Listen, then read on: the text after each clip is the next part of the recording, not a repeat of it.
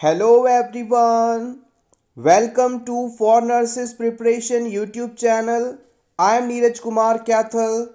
Today is 22nd December 2021 and today's important nursing MCQs are: first question, which of layer of artery contains smooth muscles?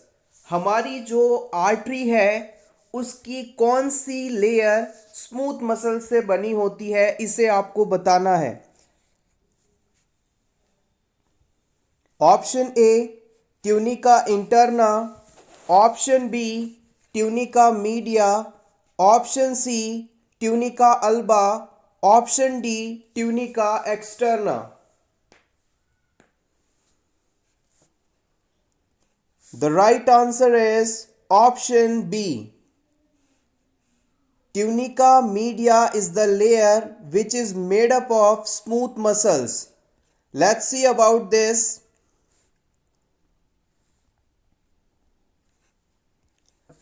हमारी जो artery होती है वो 3 layer से मिलके बनी हुई स्ट्रक्चर होती है। हम सभी जानते हैं आर्टरीज का काम है ऑक्सीजनेटेड ब्लड को कैरी करना। आर्टरी की जो सबसे पहली लेयर है इसे हम ट्यूनिका इंटरना के नाम से जानते हैं और ये सबसे इनर मोस्ट होती है जो कि एंडोथीलियम की बनी होती है। मान लीजिए ये आपकी आर्टरी है, आर्टरी की जो सबसे अंदर वाली लेयर है उसे आप ट्यूनिका इंटरना के नाम से जानते हैं और ये एंडोथीलियम की बनी होती है। नेक्स्ट हम बात करते हैं मिडिल लेयर की, जिसे आप ट्यूनिका मीडिया के नाम से जानते हैं और इसका जो निर्माण है वो स्मूथ मसल्स और इलास्टिक फाइबर्स से होता है। ट्यूनिका मीडिया स्मूथ मसल्स और इलास्टिक फाइबर्स से मिलकर बनी होती है। सबसे बाहर वाली लेयर की बात की जाए तो इसे आप ट्यूनिका एक्सटर्ना या फिर ट्यूनिका एडवेंटिशिया के नाम से जानते हैं और ये जो लेयर है वो कनेक्टिव टिश्यू से मिलकर बनी हुई होती है। आप चाहें तो इसका स्क्रीनशॉट ले सकते हैं आपके रिवीजन के लिए।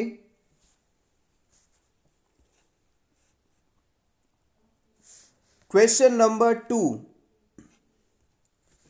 Autonomy versus shame. Autonomy versus shame and doubt is the task of which age stage of development according to Erik Erikson. Erik Erikson के द्वारा दिए गए स्टेज ऑफ डेवलपमेंट में ऑटोनॉमी वर्सेस शेम को किस एज के लिए रखा गया है, माना गया है? ऑप्शन ए टॉडलर में, option B preschool age के लिए, ऑप्शन सी अडल्ट्स के लिए, ऑप्शन डी एडोलेसेंट्स के लिए।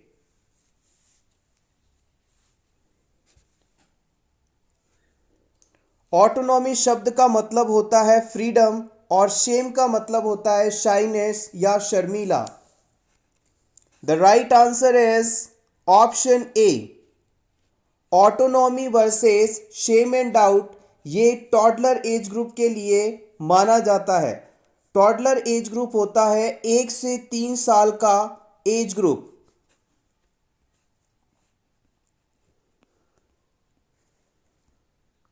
Question number 3, the blood vessel which supplies to the heart. हमारे हार्ट को ब्लड किस ब्लड वेसल द्वारा पहुंचाया जाता है? ऑप्शन ए पल्मोनरी के द्वारा, ऑप्शन बी कोरोनरी के द्वारा, ऑप्शन सी कार्डियक के द्वारा, ऑप्शन डी रीनल के द्वारा। कौन सी ब्लड वेसल हार्ट को ऑक्सीजनेटेड ब्लड पहुंचाने का काम करती है?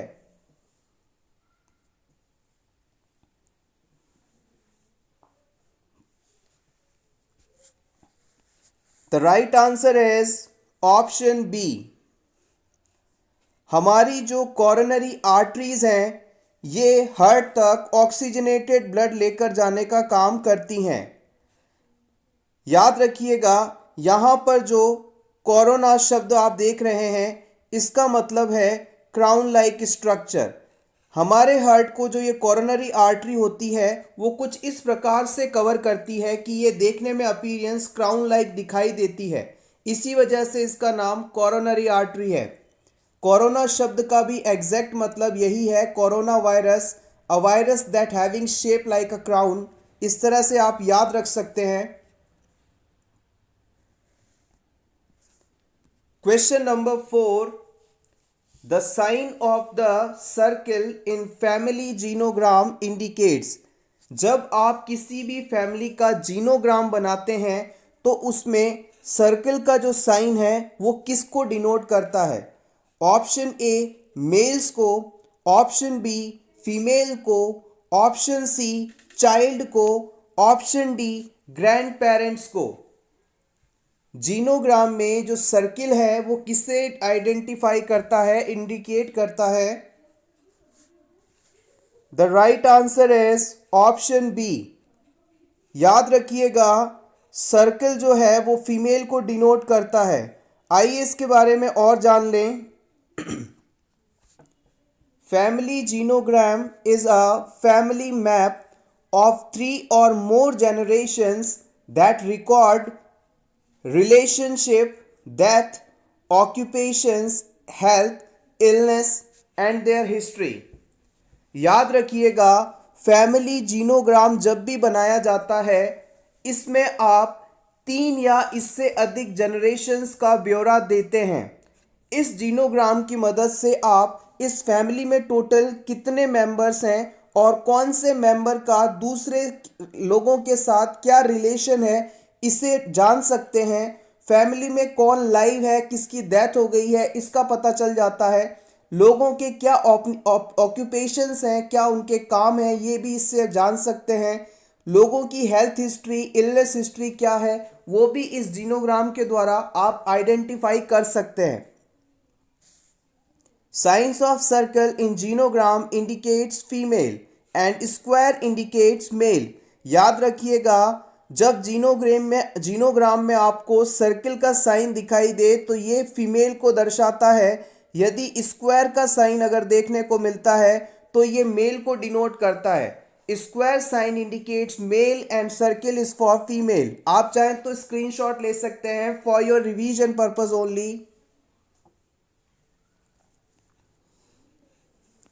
Question number 5, important question. A screen test for detection of human immunodeficiency virus reveals a positive ELISA test. Which test will be used to confirm the diagnosis of HIV?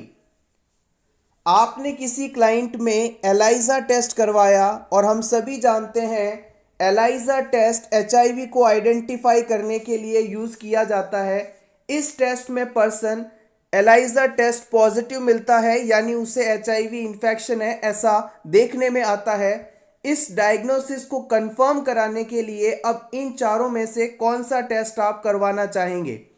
Option A radio immune precipitate ऐसे जिसे आप RIP test के नाम से जानते हैं, या फिर ऑप्शन बी P24 लेवल्स, या फिर ऑप्शन सी लिम्फोसाइट काउंट, या फिर ऑप्शन डी इनडायरेक्ट इम्यूनोफ्लोरेसेंस ऐसे। एलाइजा टेस्ट पॉजिटिव मिलने के बाद HIV के डायग्नोसिस को कंफर्म कराने के लिए कौन सा टेस्ट करवाया जाता है? प्रीवियस एग्जाम में इस क्वेश्चन को पूछा गया है, इंपॉर्टेंट है।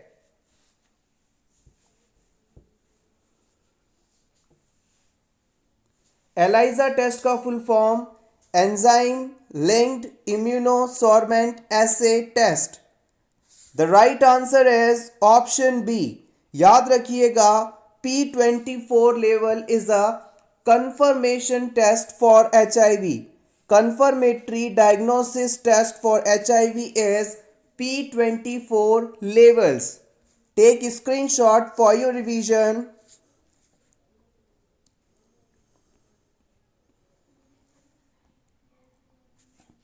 Very important question. All of the following are neurotic disorders except, इन सभी में से कौन सा न्यूरोटिक डिजीज नहीं है? Except option A schizophrenia, option B anxiety, option C OCD, option D exogenous depression. इन चारों ऑप्शंस में से कौन सा न्यूरोटिक डिसऑर्डर नहीं है?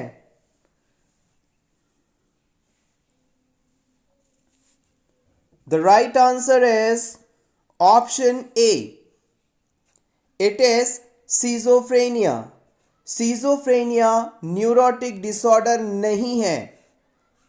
एंजाइटी, ओसीडी, एक्सोजीनस डिप्रेशन ये सभी न्यूरोटिक डिसऑर्डर्स के एग्जाम्पल्स हैं। सीजोफ्रेनिया जो डिजीज है ये आपका साइकोटिक डिसऑर्डर के तहत आता है और ये मेजर मेंटल डिसऑर्डर माना जाता है। जितने भी साइकोटिक डिसऑर्डर्स हैं उन्हें मेजर मेंटल डिसऑर्डर के नाम से जाना जाता है और सीजोफ्रेनिया भी इनमें से एक है। जबकि ऑप्शंस में दिए गए रिमेनिंग सभी डिजीज माइनर मेंटल डिसऑर्डर या न्यूरोटिक डिसऑर्डर के एग्जाम्पल्स हैं। तो याद रखिएगा psychotic disorder major mental disorder होते हैं, जबकि न्यूरोटिक डिसऑर्डर्स जो हैं माइनर मेंटल डिसऑर्डर्स के रूप में जाने जाते हैं। Question number 7, ovulation is defined as. Ovulation को परिभाषित करना है आपको। Option A maturation of Graafian follicle, option B rupture of Graafian follicles, option C seepage of blood through vagina, option D facilitate their maturation during embryonic development. Ovulation को कौन सा statement define कर रहा है, इसे सेलेक्ट करना है आपको।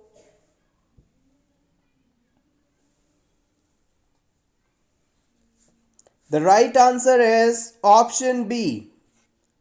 जब ग्राफियन फॉलिकल्स रप्चर होती हैं तो उस समय ओव्यूलेशन होता है। जैसे ही ग्राफियन फॉलिकल्स रप्चर होती हैं ओवम रिलीज होता है और यही ओव्यूलेशन कहलाता है। Ovulation is the process of releasing oocyte stage between oogonium and ovum due to rupture of Graafian follicle of ovary for conception. Graafian follicle के रप्चर के बाद ओवम का रिलीज होना for the purpose of conception is called ovulation.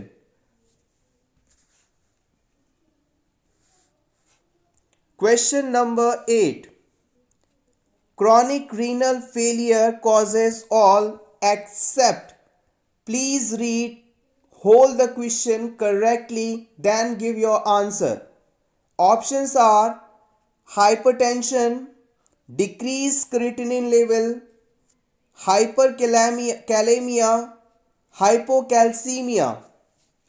Chronic renal failure होने पर आपको कौन सी finding नहीं देखने को मिलेगी?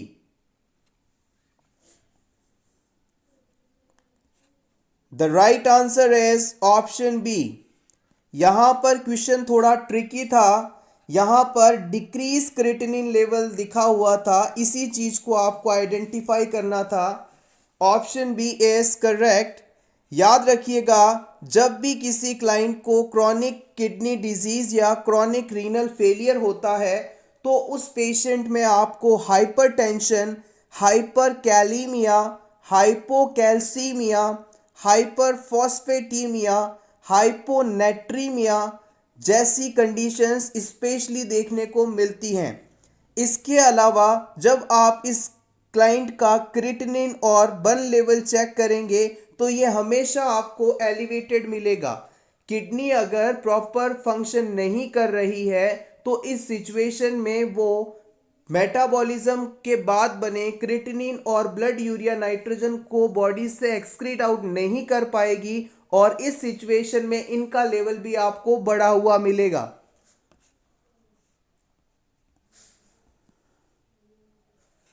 Question number 9.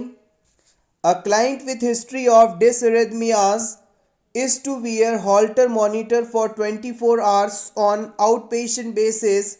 What should the nurse teach the patient to do while wearing the monitor? हम सभी जानते हैं हार्ट के पेशेंट्स में हार्ट की इलेक्ट्रिकल एक्टिविटी को ट्रेस करने के लिए, मालूम करने के लिए इलेक्ट्रोकार्डियोग्राफी यानी ईसीजी की जाती है। अगर किसी पेशेंट में एक बार ईसीजी करने पर आप डायग्नोसिस नहीं कर पा रहे हैं तो आप कोशिश करेंगे कि पूरे 24 घंटे की ईसीजी ली जाए और उसमें देखा जाए कि पेशेंट को क्या एबनॉर्मलिटीज़ है। इस 24 आवर्स की लगातार ईसीजी रिकॉर्डिंग को ही हम हॉल्टर मॉनिटर के नाम से जानते हैं। हॉल्टर मॉनिटर एक डिवाइस होता है जो आपको गले में पहनना होता है और इसकी लीड आपकी चेस्ट पर लगा दी जाती है और आप अपने डेली रूटीन के सभी एक्टिविटीज़ को परफॉर्म करते हैं और उसी दौरान ये मॉनिटर आपके हार्ट की 24 आवर्स की ईसीजी को रिकॉर्ड करता रहता है। इस हॉल्टर मॉनिटरिंग प्रोसेस के दौरान एज अ नर्स आप इस क्लाइंट को क्या इंस्ट्रक्शंस देंगे ये आपको बताना है। Option 1, discontinue medications. Option 2, avoid using microwave oven. Option 3, keep a written account of activities. Option 4, record the blood pressure periodically. इन चारों में से आप हॉल्टर मॉनिटरिंग वाले पेशेंट को क्या इंस्ट्रक्शंस देना सही मानेंगे?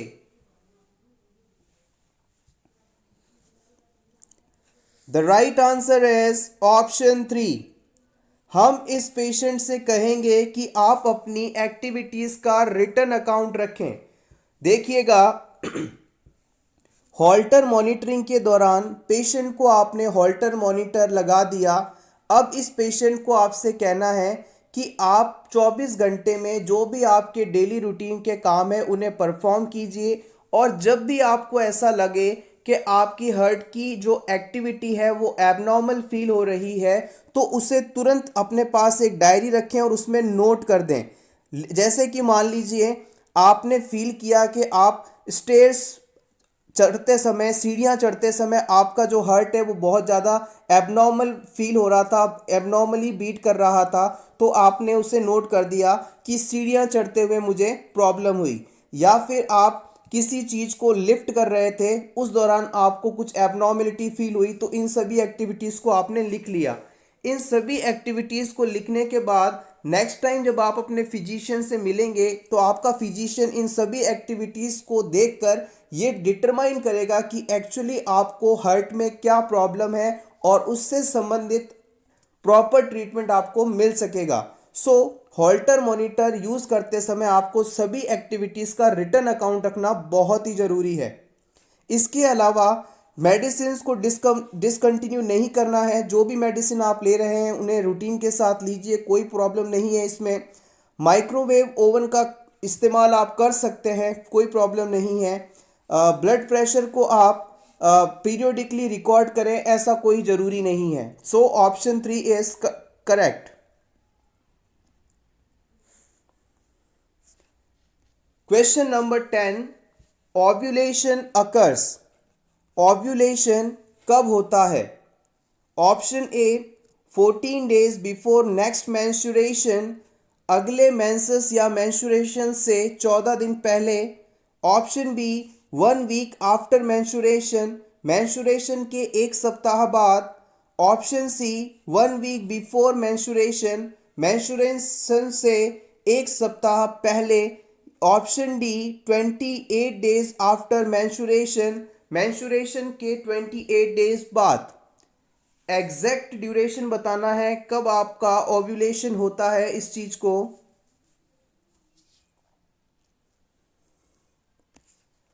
The right answer is option A. गौर कीजिएगा, नेक्स्ट मेंस्ट्रुएशन साइकिल से 14 डेज पहले ओव्यूलेशन होता है। मान लीजिए किसी वुमेन में 28 डेज का रेगुलर साइकिल है तो उसमें 14th डे पर ओव्यूलेशन देखा जाएगा, यानी नेक्स्ट मेंस्ट्रुअल साइकिल से 14 डेज पहले।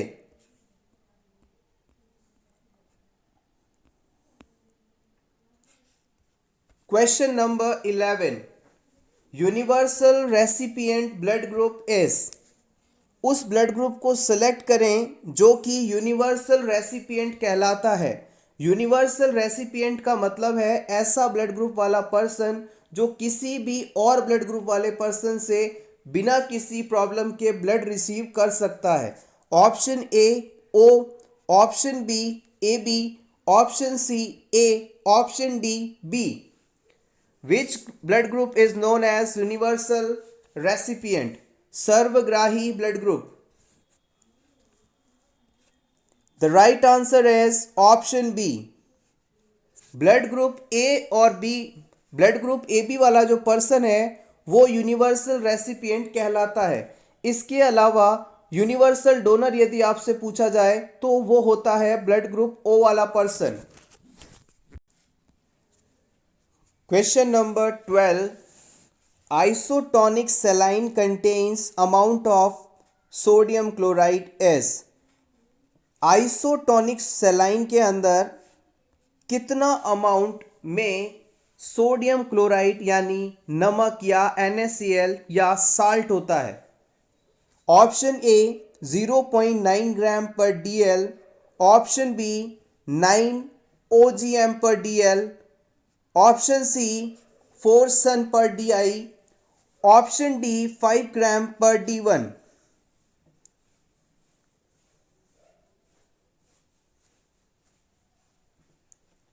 The right answer is option A, 0.9 ग्राम पर DL। 0.9 gram per DL is the amount of sodium chloride in a isotonic saline। इससे आप इस प्रकार से समझिएगा, अगर आपको 100 ml सेलाइन सॉल्यूशन या NS बनाना है तो इसके लिए आपको 0.9 ग्राम सोडियम क्लोराइड या साल्ट मिक्स करना होगा। 100 ml NS में 0.9 ग्राम NaCl मिलाकर नॉर्मल सेलाइन या आइसोटोनिक सॉल्यूशन तैयार किया जा सकता है। Question number 13, the gland that is located below the hypophyseal fossa of sphenoid bone. आपको उस ग्लैंड का नाम बताना है जो कि स्पेनॉइड बोन की हाइपोफाइसियल फोसा में पाई जाती है। Option A adrenal gland, option B thyroid gland, option C pituitary gland, option D thymus gland. Which gland present in the hypophyseal fossa of sphenoid bone? The right answer is option C. It is pituitary gland. It is pituitary gland. Pituitary gland rests into the deep depression into the sala turcica of sphenoid bone which is called hypophyseal fossa। हमारी जो स्पेनॉइड bone है उसमें deep depression पाया जाता है, इसे हम हाइपोफाइसियल fossa के नाम से जानते हैं और वहीं पर आपकी पिट्यूटरी ग्लैंड पाई जाती है।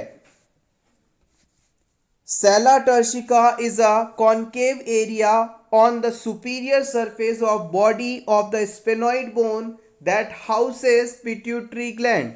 Take screenshot for your revision.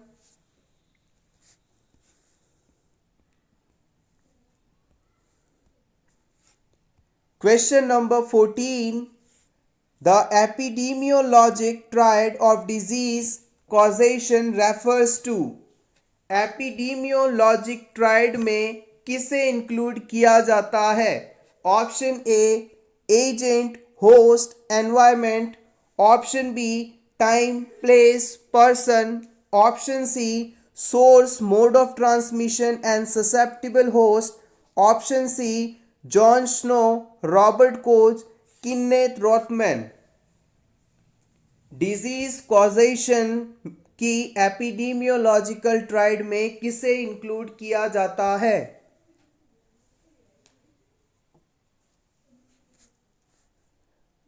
The right answer is option A, it is agent, host and environment.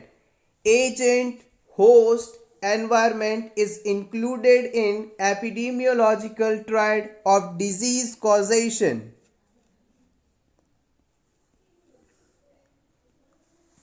Question number 15. This question is not having options. आपको बताना है डॉइंस रिट्रैक्टर जो है इसका क्या इस्तेमाल होता है, डॉइंस रिट्रैक्टर का क्या यूज है, इसे आपको बताना है। इमेज बेस्ड क्वेश्चन के रिगार्डिंग भी ये काफी इंपॉर्टेंट है। डॉइंस रिट्रैक्टर इसका क्या यूज है? द राइट आंसर इज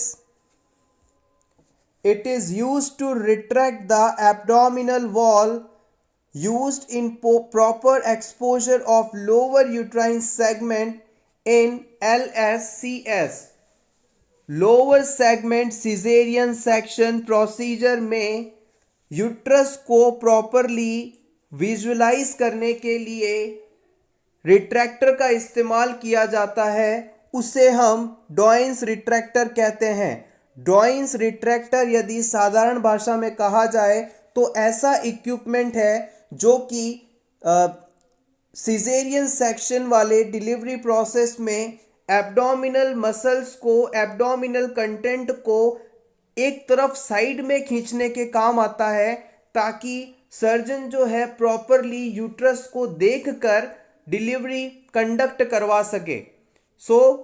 आप चाहें तो इसका स्क्रीनशॉट ले लें। Next question, which nursing action is most important when caring for a client after cardiac catheterization?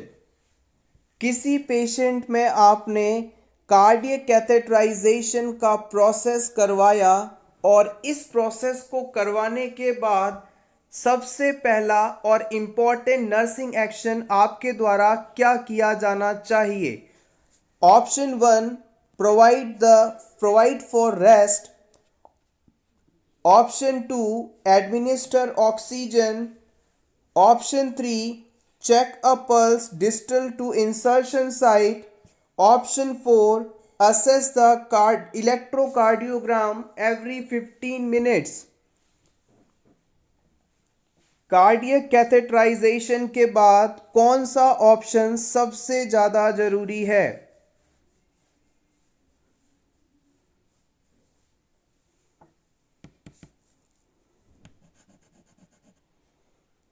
The right answer is option 3.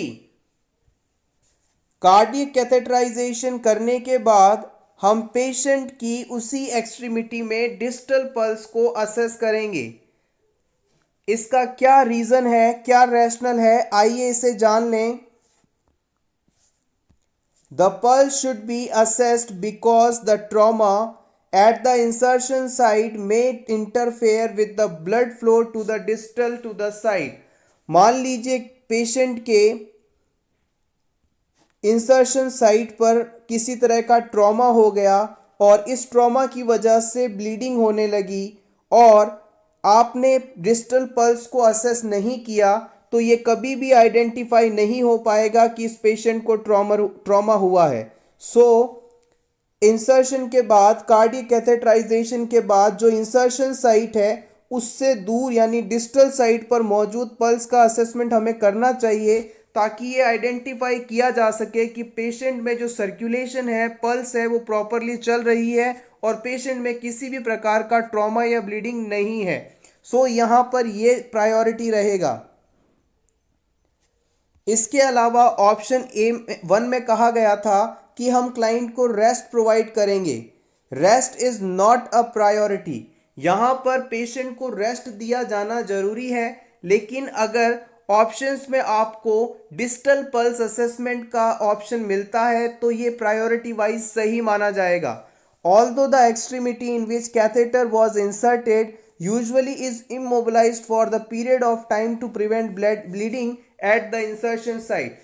Generally जब भी हम कार्डियक कैथेटराइजेशन प्रोसीजर परफॉर्म करते हैं तो जिस एक्सट्रीमिटी में पेशेंट का कैथेटर इंसर्ट किया गया है उस एक्सट्रीमिटी को पेशेंट से हम कहते हैं कि इसे आपको हिलाना डुलाना नहीं है, अदरवाइज जो इंसर्शन साइट थी वहां से ब्लीडिंग होने की संभावना रहती है। ऑप्शन 2 में कहा गया था कि हम पेशेंट को ऑक्सीजन प्रोवाइड करेंगे। जनरली कार्डियक कैथेटराइजेशन प्रोसीजर के बाद ऑक्सीजन की रिक्वायरमेंट नहीं रहती, लेकिन कोई क्लाइंट अगर मान लो काफ़ी ज़्यादा डिजीज्ड है, प्रॉब्लम में है, तो उसके इंडिविजुअली हम ऑक्सीजन दे सकते हैं। So it is also incorrect option. Option 4 के अंदर कहा गया है the client will be on cardiac monitor which will allow the continuous monitoring. Option 4 में कहा गया था कि हम हर 15 मिनट में क्लाइंट का ईसीजी लेंगे, जबकि जब कार्डियक कैथेटराइजेशन प्रोसीजर करवाया जाता है तो उस समय जो पेशेंट होता है उसे हम ऑलरेडी कार्डियक मॉनिटर से कनेक्ट करके रखते हैं, तो वहाँ पर हमें कंटिन्यूअसली हार्ट की जो ईसीजी है वो मिलती रहती है, तो इसे 15 मिनट्स पर परफॉर्म करने की आवश्यकता नहीं है। Next question, question number 19। An infant weighs 7 pounds at birth. The expected weight by 1 year age. आपको बताना है एक इन्फेंट जिसका जन्म के समय वजन 7 पाउंड था, अब 1 साल की उम्र पर इसका वजन कितना होगा। Option A 10 pounds, option B 12 pounds, option C 18 pounds, option D 21 pounds. The right answer is option D. याद रखिएगा, जन्म के समय बच्चे का जितना भी वजन होता है वो 1 साल की उम्र पर 3 गुना हो जाता है। यहाँ पर बच्चे का वजन 7 पाउंड था, जो कि 1 साल पर 3 गुना होगा, यानी 21 पाउंड हो जाएगा। अगर आप पाउंड को ग्राम्स में कन्वर्ट करेंगे तो याद रखिएगा 1 पाउंड 453 ग्राम का होता है। 1 पाउंड इक्वल्स टू 453.59237 ग्राम्स।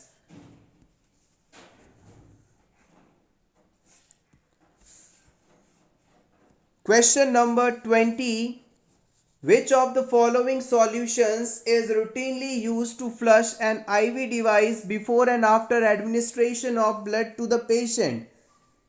उस सॉल्यूशन का नाम आपको बताना है जो कि ब्लड प्रोडक्ट्स के एडमिनिस्ट्रेशन से पहले और ब्लड प्रोडक्ट्स को एडमिनिस्टर करने के बाद आईवी लाइन को क्लीन करने के लिए काम में लिया जाता है।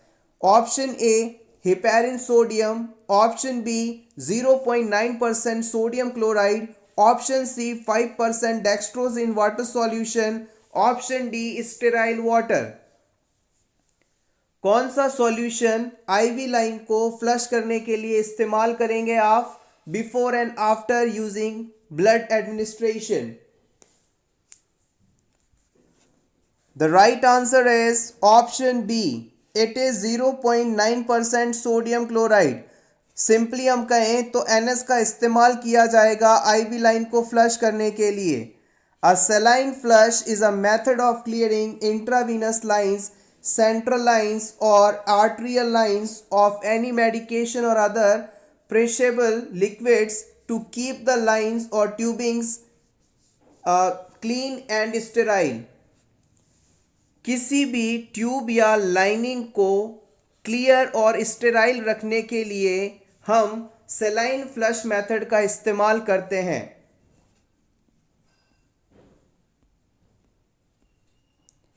Question number 21। Cancer control programme कब लॉन्च हुआ था? When was cancer control programme launched? Option A 1976 में, ऑप्शन बी 1986 में, ऑप्शन सी 1970 में, ऑप्शन डी 1992 में। कैंसर कंट्रोल प्रोग्राम कब लॉन्च हुआ था? The right answer is option A 1976 में। 1976 में कैंसर कंट्रोल प्रोग्राम लॉन्च किया गया था। इंपॉर्टेंट क्वेश्चन 3 C's यानी coughing, choking during feeding and unexplained cyanosis associated with. आपको बताना है कि अगर किसी बच्चे में कफिंग, चॉकिंग और साइनोसिस ड्यूरिंग फीडिंग देखने को मिले तो ये कौन से डिजीज की प्रेजेंस को बताता है। Option A tracheo oesophageal fistula, option B cleft lip and cleft palate, option C pyloric stenosis, option D GERD gastro oesophageal reflex diseases. बहुत ही इंपॉर्टेंट क्वेश्चन है। कफिंग, चॉकिंग, साइनोसिस फीडिंग करवाते समय यदि किसी बच्चे में है तो कौन से डिजीज होने की संभावना रहती है।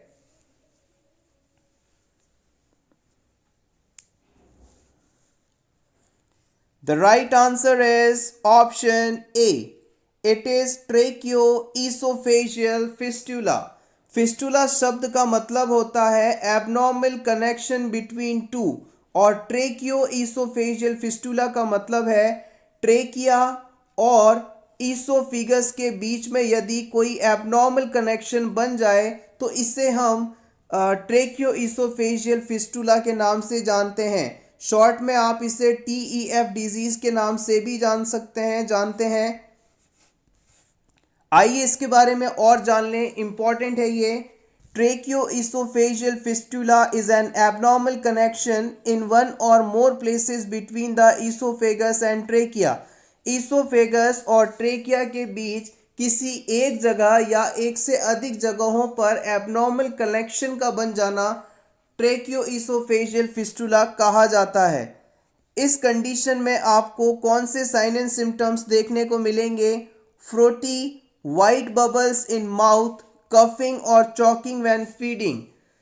अगर किसी बच्चे में TEF है तो उसके मुंह से हमेशा आपको झागदार और बबल्स के रूप में फ्लूइड देखने को मिलेगा।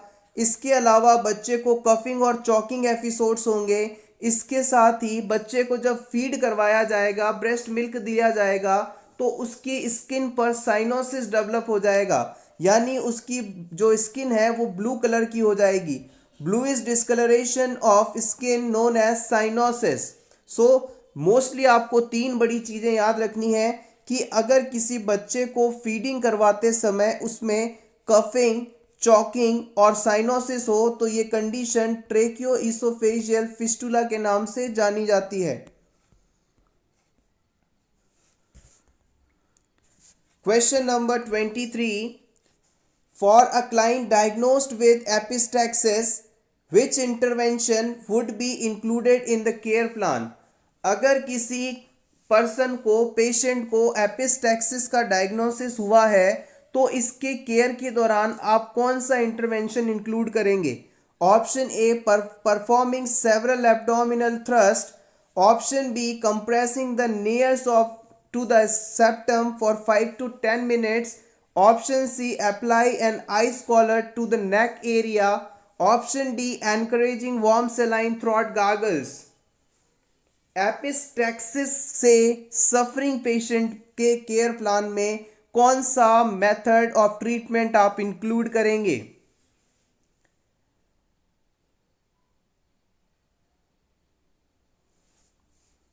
The right answer is option B. सबसे पहला पॉइंट एपिस्टैक्सिस क्या है। एपिस्टैक्सिस का मतलब है नोज ब्लीडिंग। अगर किसी पेशेंट के नोज से ब्लड आ रहा है, ब्लीडिंग हो रही है तो ये कंडीशन एपिस्टैक्सिस कहलाएगी। अब इस नोज ब्लीड को रोकने के लिए हम पेशेंट की जो नोज है, नेयर्स हैं, उसे पिंच करेंगे, दबा कर रखेंगे, कंप्रेस करके रखेंगे, वो भी 5 से 10 मिनट के लिए, ताकि वो जो ब्लीडिंग है वो रुक सके। अगर किसी पेशेंट को नोज ब्लीड या नक्सीर हो रही है तो हम उसे सीधा बैठा देंगे और उसके बाद उसका जो हेड है उसे हल्का सा आगे की तरफ टिल्ट करेंगे, झुका देंगे और उससे कहेंगे कि वो अपने हाथों से अपनी नोज को कम से कम 5 से 10 मिनट तक दबा के रखे, प्रेस करके रखे, ताकि जो ब्लीडिंग है वो बंद हो जाए। और बिठाकर सर आगे झुकाने का मतलब है कि उसमें कहीं पर एस्पायरेशन ना हो जाए। सो इस तरह से हम एपिस्टैक्सिस का ट्रीटमेंट करते हैं। First aid for epistaxis is compressing of the nares of the septum for 5 to 10 minutes and leaning forward and applying ice over the nose. इस सिचुएशन में आप पेशेंट की नोज के ऊपर आइस भी लगा सकते हैं। Question number 24, orthotolidine arsenide test is used to determine. जो ऑर्थोलीडीन आर्सेनाइड टेस्ट है वो क्यों इस्तेमाल किया जाता है? Option A, amount of free chlorine residual. Option B, pH of water को डिटरमाइन करने के लिए। Option C, turbidity of water के लिए, या फिर all of the above. Orthotolidine arsenide test, जिसे शॉर्ट में ओटीए के नाम से जाना जाता है।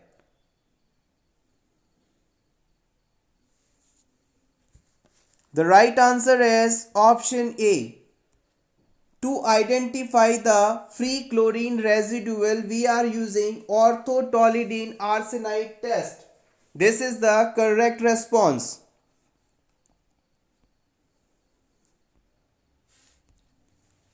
Orthotolidine arsenide test permits the measurement of relative amounts of total residual chlorine, free available chlorine and combined available chlorine after chlorination of water.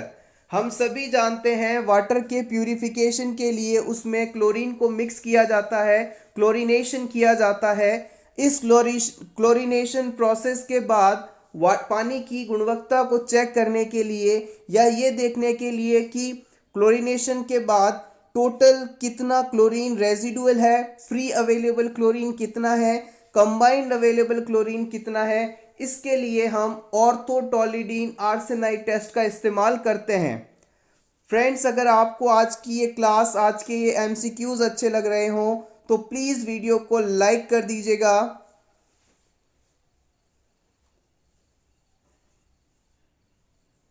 Thank you so much.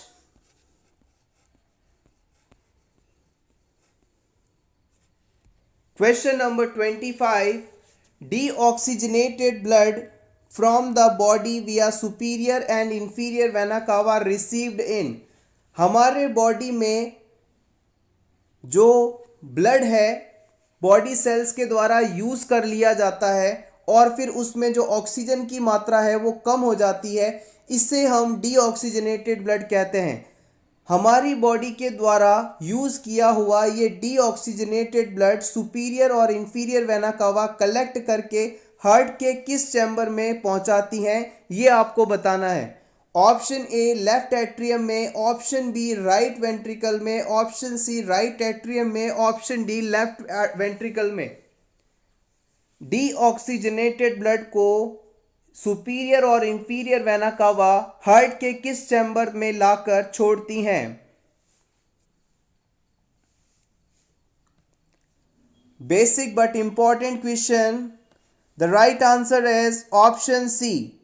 याद रखिएगा, हमारे हार्ट का जो राइट एट्रियम है वहां पर deoxygenated blood पहुंचता है।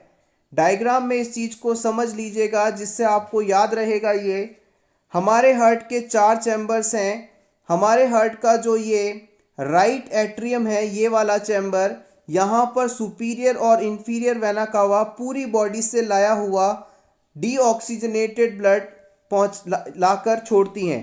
अब ये ब्लड राइट एट्रियम से राइट वेंट्रिकल में आता है और उसके बाद पल्मोनरी आर्टरी से होता हुआ लंग्स तक पहुंचता है। वहाँ पर ये फिल्टर होता है, इसमें ऑक्सीजन मिक्स होती है और फिर ये लेफ्ट एट्रियम में दे दिया जाता है और फिर यहाँ से लेफ्ट वेंट्रिकल इसे अरोटा में पंप कर देती है और फिर ये पूरी बॉडी में पहुँच जाता है। इस प्रकार से ये सिस्टम चलता रहता है।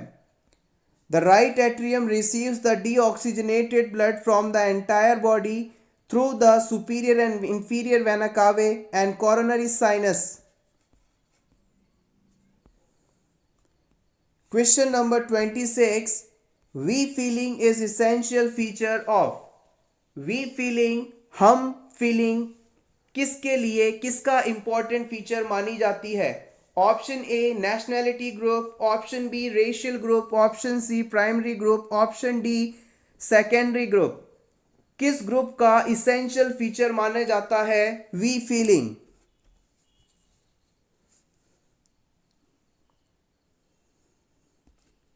The right answer is option C. Primary group का इसेंशियल फीचर माना जाता है वी फीलिंग। इसमें आप फैमिली को इंक्लूड कर सकते हैं। Question number 27।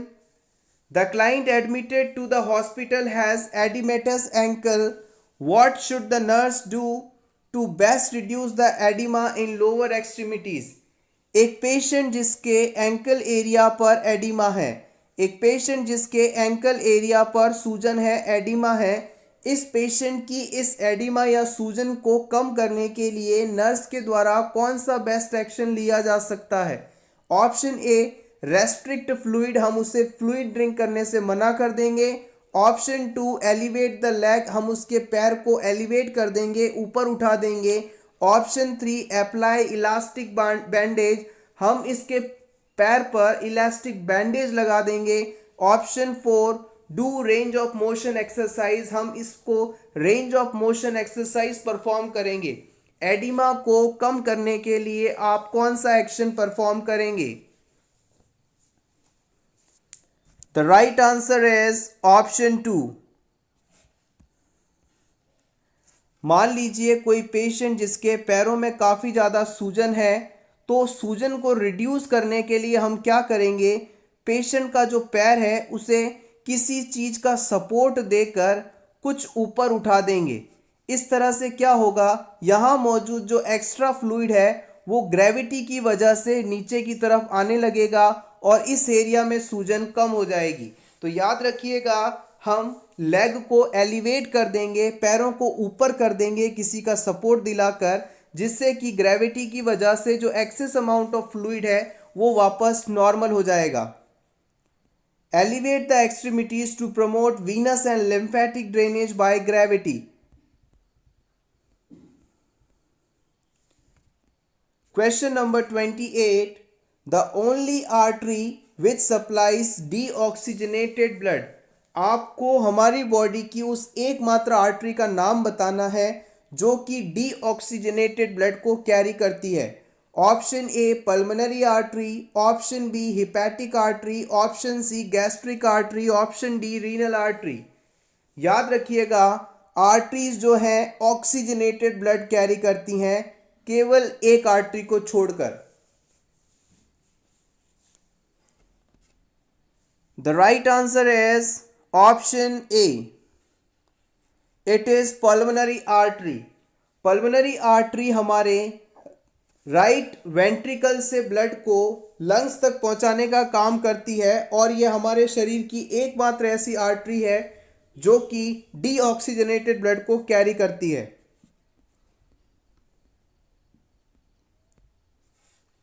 The only artery of adult that takes deoxygenated blood from right ventricle to lungs called pulmonary artery.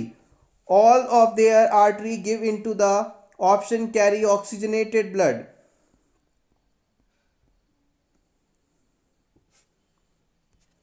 Question number 29. Mentally healthy individual can be defined as those who, किसी भी person को आप mentally healthy या मानसिक रूप से स्वस्थ कब कह सकते हैं? Option A have insight into their own problems, अगर उस पर्सन को उसकी सभी प्रॉब्लम्स के बारे में जानकारी हो। Option B are able to meet their own basic needs, या फिर आप अपनी सभी आवश्यकताओं को पूरा करने में सक्षम हो। Option C are not exhibiting pathological, उसमें किसी भी प्रकार की पैथोलॉजिकल कंडीशन नहीं हो। Are free from both physical and emotional problems, जो कि अपने फिजिकल और इमोशनल प्रॉब्लम से बिल्कुल फ्री हो। किस पर्सन को आप मेंटली हेल्दी डिक्लेयर करेंगे? Basic but important question.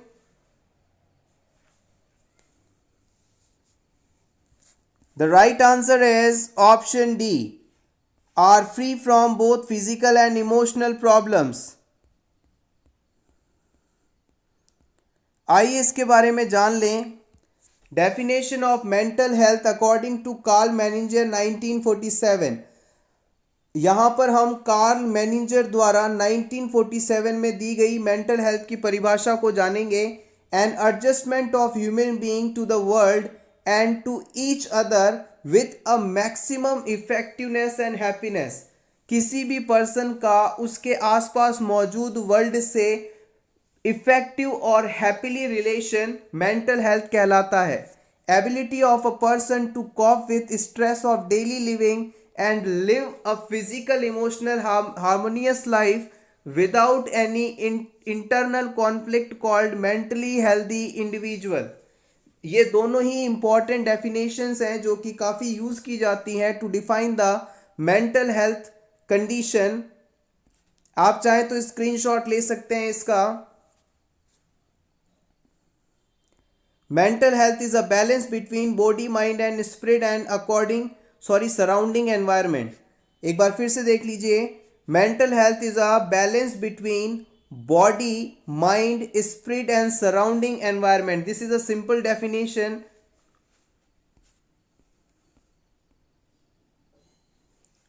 Question number 30. Which one of the following patient falls into category of emergent care. इन चारों ऑप्शंस में से उस पेशेंट को सेलेक्ट कीजिए जिसे आप इमरजेंट केयर के लिए सेलेक्ट करेंगे. Option A, a patient admitted with simple fracture of arm. Option B, a patient admitted with abdominal pain. Option C, a patient admitted with chest pain, dyspnoea and diaphoresis. Option D, a patient admitted with the cough and temperature of 101. यहाँ पर emergent care का मतलब है उस patient को आपको select करना है जिससे तुरंत केयर देने की आवश्यकता है, तुरंत ट्रीटमेंट देने की आवश्यकता है. The right answer is option C, a patient admitted with chest pain, dyspnoea and diaphoresis. ऐसा पेशेंट जिसे चेस्ट पेन हो रहा है, सांस लेने में तकलीफ है और पसीना आ रहा है. ऐसे पेशेंट में हो सकता है कि मायोकार्डियल इंफ्राक्शन या हार्ट अटैक हो, तो इसे हमें एमरजेंट केयर के लिए तुरंत सेलेक्ट करना होगा. Option C is correct here. Next question. Temporary discharge of patient from psychiatric hospital is referred as. अगर किसी पेशेंट को साइकाइट्रिक हॉस्पिटल से टेम्पररी रूप से डिस्चार्ज किया जाए, कुछ दिन की छुट्टी दी जाए, तो ये क्या कहलाएगा. Option A, parole. Option B, abscond. Option C, termination. Option D, escape. Psychiatric hospital से टेम्परेरी रूप से डिस्चार्ज, कुछ दिन की छुट्टी, क्या कहलाएगी. The right answer is option A, it is called parole. It is called parole. आइए इसे हम एग्जैक्टली जान लें. Parole is a temporary discharge of the patient from the psychiatric hospital to perform certain rituals or to attend family function. किसी मानसिक रोगी के परिवार में कोई बड़ा फंक्शन है तो उसे अटेंड करने के लिए इस पेशेंट को हॉस्पिटल से कुछ दिन की छुट्टी दी जाती है, टेम्परेरी डिस्चार्ज किया जाता है. ये पैरोल कहलाता है. इसके अलावा ऑप्शंस में एब्सकॉन्ड टर्म दी गई थी. इसका क्या मीनिंग है, आइए जान लेते हैं. Abscond means leaving the hospital without any information to hospital authority. Hospital authority को बिना बताए हॉस्पिटल से निकल जाना एब्सकॉन्ड कहलाता है. सिंपली यदि कहें हम, कोई मानसिक रोगी हॉस्पिटल से यदि भाग जाए, बिना किसी को इन्फॉर्म किए निकल जाए, तो ये एब्सकॉन्ड कहलाता है. Question number 22. When is the best time to achieve pregnancy. Pregnant होने के लिए कौन सा समय सबसे सही माना जाता है. Option A, midway between 7 to 8th day of ovulation. Ovulation के 7वें और 8वें दिन का बीच का समय.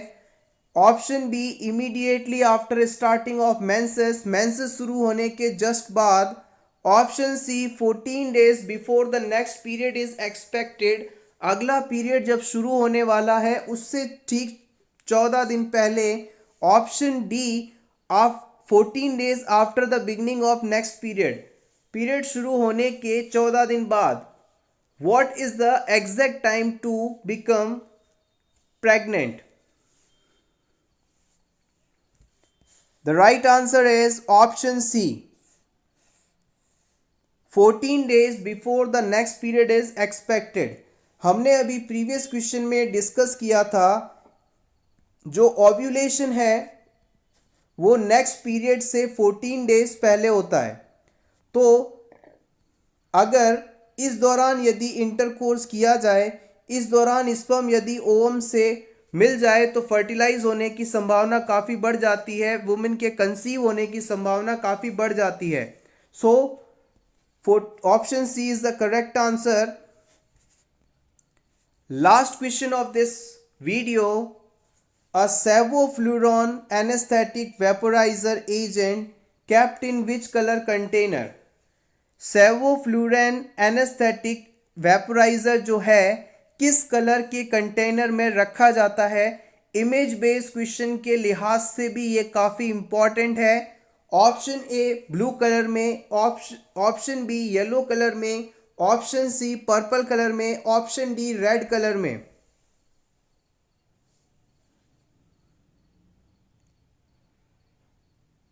The right answer is option B. याद रखिएगा जो सेवोफ्लुराइन है वो येलो कलर कंटेनर में रखा जाता है। Thank you so much everyone for watching this complete live session. अगर आपको आज का ये वीडियो, आज की ये क्वेश्चंस अच्छे लगे हों तो प्लीज़ वीडियो को लाइक कर दीजिएगा और इसी तरह के वीडियोस और देखने के लिए for nurses preparation YouTube channel को ज़रूर सब्सक्राइब करें और इस वीडियो को अपने फ्रेंड्स के साथ अपने सोशल मीडिया ग्रुप्स में ज़रूर शेयर करें ताकि ज़्यादा से ज़्यादा स्टूडेंट्स तक ये वीडियो पहुंच सके और उनकी हेल्प हो सके। See you tomorrow with next MCQs, new MCQs। Till then best of luck.